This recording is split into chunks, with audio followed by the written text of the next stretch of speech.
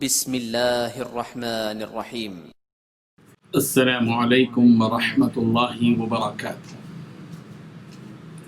حاضرین و ناظرین، یہ درس نمبر 916 ہے اور آج سورہ ہود کی 2 آیتوں کی تلاوت اور تشریح کی جائے گی۔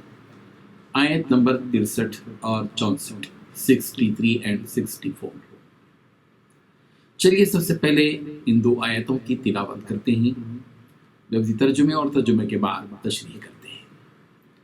اعوذ باللہ من الشیطان الرجیم، بسم اللہ الرحمن الرحیم۔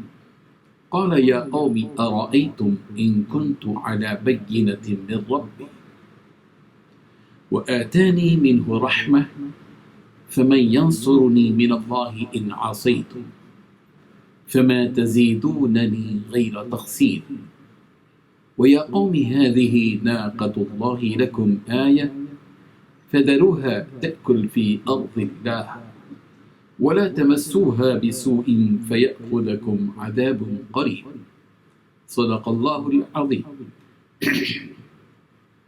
قال، حضرت صالح علیہ السلام نے کہا، یا قوم، اے میری قوم، ان کنتو، اگر میں ہوں، علی بینۃ، واضح دلیل پر، من ربی، میرے رب کی طرف سے، وہ آتانی، اور اس نے مجھے دے رکھا، منہ، اپنی طرف سے، رحمت، فمن ینصرنی، تو کون میری مدد کرے گا، من اللہ، اللہ کے عذاب سے، ان عصیتہ، اگر میں اس کی نافرمانی کروں، فما تزیدوننی، اگر تمہاری میں بات مان لوں تو تم زیادہ نہیں کرو گے مجھے، غیر تخسیر، سوائے خسارہ دینے کے۔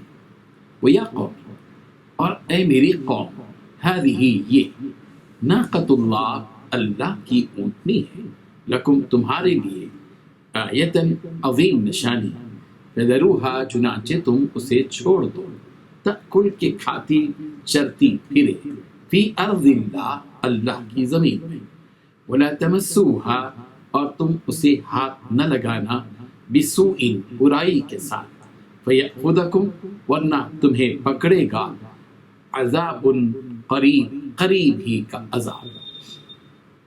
ترجمہ یوں ہے، حضرت صالح علیہ السلام نے کہا، اے میری قوم، بھلا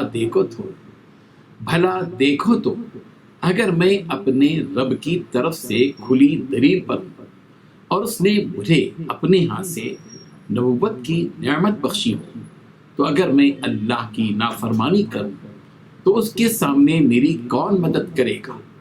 تم تو کفر کی باتوں سے میرا نقصان کرتے ہو۔ اور یہ بھی کہا کہ اے میری قوم، یہ اللہ کی اونٹنی تمہارے لیے ایک نشانی یعنی معجزہ ہے، تو اس کو چھوڑ دو کہ اللہ کی زمین میں جہاں چاہے چرے، اور اس کو کسی طرح کی تکلیف نہ دینا، ورنہ تمہیں جلد عذاب آ پکڑے گا۔ ان 2 آیتوں میں 8 باتیں بتلائی گئی ہیں۔ پہلی بات، حضرت صالح علیہ السلام نے فرمایا، اے میری قوم، بھلا اگر میں اپنے رب کی طرف سے کھلی دلیل پر ہوں۔ دوسری بات، اور اس نے مجھے اپنے ہاتھ سے نبوت کی نعمت بھی بخشی ہو۔ تیسری بات، اگر میں اللہ کی نافرمانی کروں تو اس کے سامنے میری کون مدد کرے گا۔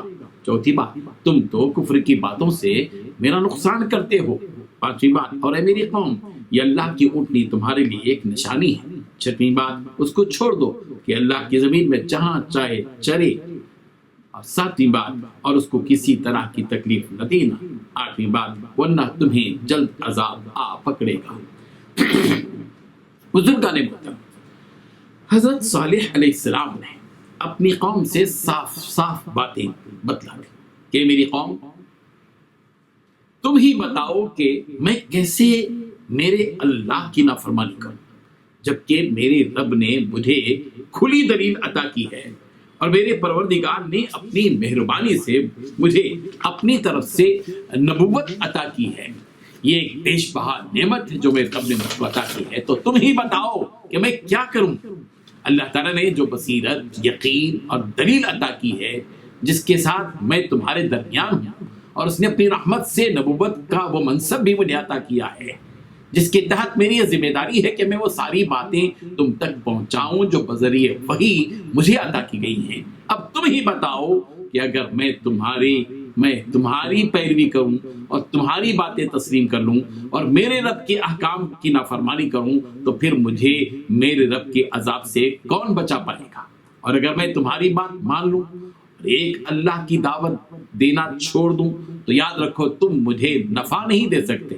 ایسی صورت میں تو صرف تم میرا ہی نقصان کر رہے ہو کہ میرا بھی نقصان یہ ہوگا کہ میں ہدایت کے دائرے سے نکل کر ضلالت کے دلدل میں پھنس جاؤں گا، اور اس ذمہ داری کو پورا نہ کرنے کے نتیجے میں میرے پروردگار کی نگاہ میں مجرم بن جاؤں گا۔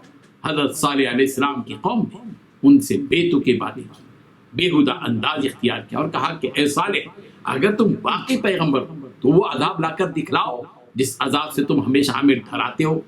قوم نے اسی کے ساتھ ساتھ حضرت صالح علیہ السلام سے معجزہ کا بھی مطالبہ کیا اور معجزہ کی شکل و صورت بھی خود ہی متعین کر دی، اور قوم نے حضرت صالح علیہ السلام سے کہا کہ آپ پہاڑ سے اونٹنی نکال دیں۔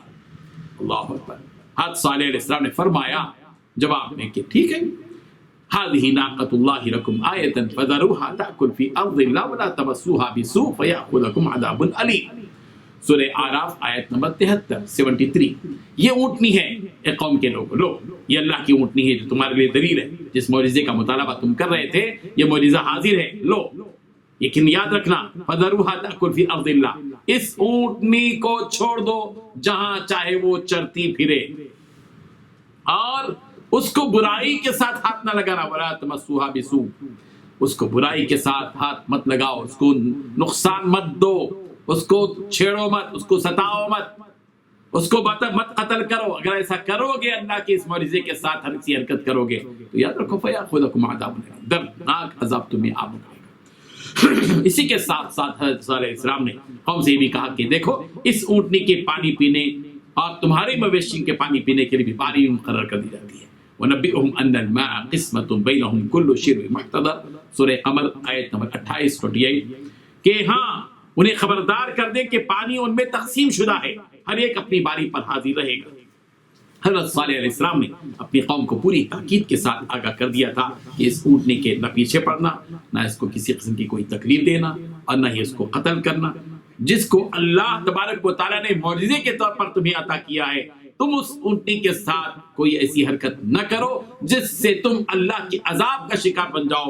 مگر قوم نے اس اونٹنی کے ساتھ وہ حرکت کی جس حرکت کی وجہ سے وہ اللہ کے عذاب کے مستحق ہوئے۔ انہوں نے اس اونٹنی کے ساتھ کیا حرکت کی اس کو انشاءاللہ اگلے درس میں آپ سنیں گے۔ اللہ تبارک و تعالی ہم سب کو اس کے احکامات پر عمل کرنے والا بنا دے اور مجرم قوم بننے سے بچا دے۔ وآخر دعوانا ان الحمد للہ رب العالمین۔